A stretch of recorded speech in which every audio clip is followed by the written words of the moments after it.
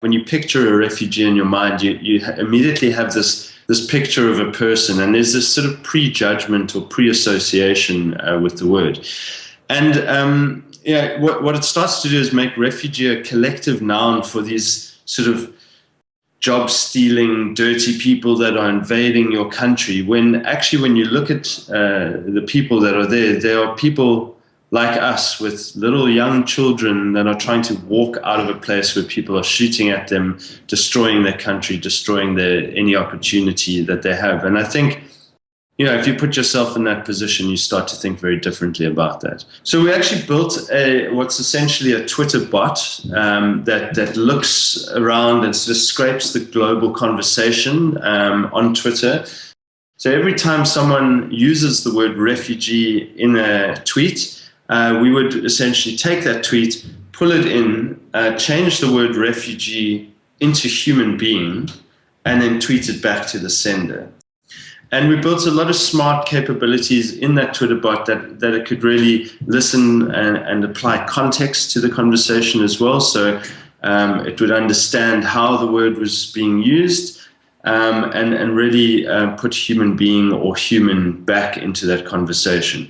And really changing the way opinions are made about that. So there were some really difficult tweets as well that people saying,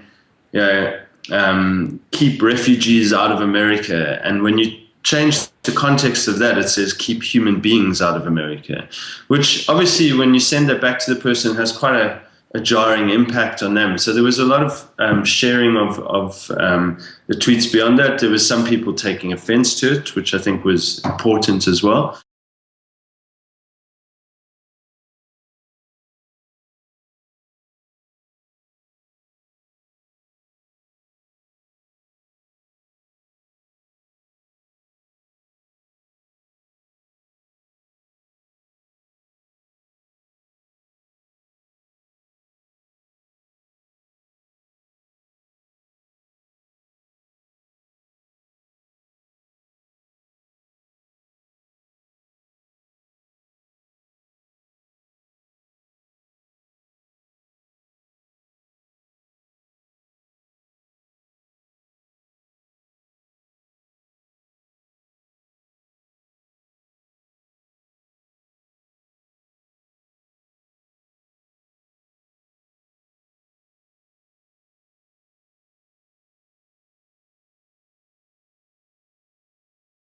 It is, but we decided to just risk it and try it.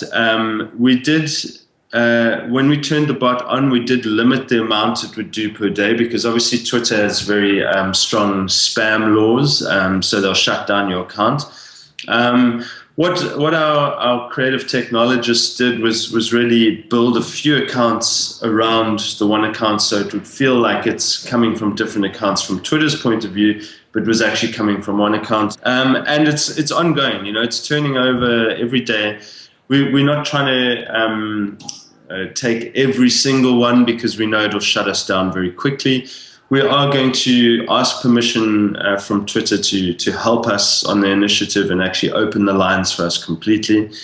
But at the moment, we're limiting it to, I think, about 400 tweets a day, so that we don't, just shut ourselves out of the conversation.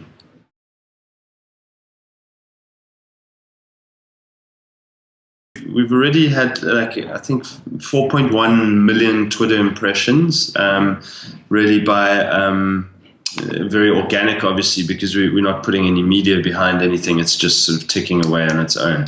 But we do think it's a more long-term project as well, that we want to kind of keep it going and developing and keep the conversation going.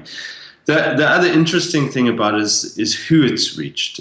So not only has it just sort of had a Twitter impressions of over 4 million, but it's kind of infiltrated very key accounts from sorry. It's infiltrated very key accounts from the White House, the actual White House account, Donald Trump, the real Donald Trump.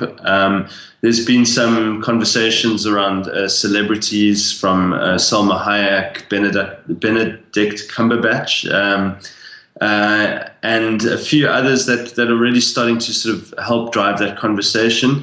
And then, of course, the media as well, because the media are reporting on this a lot.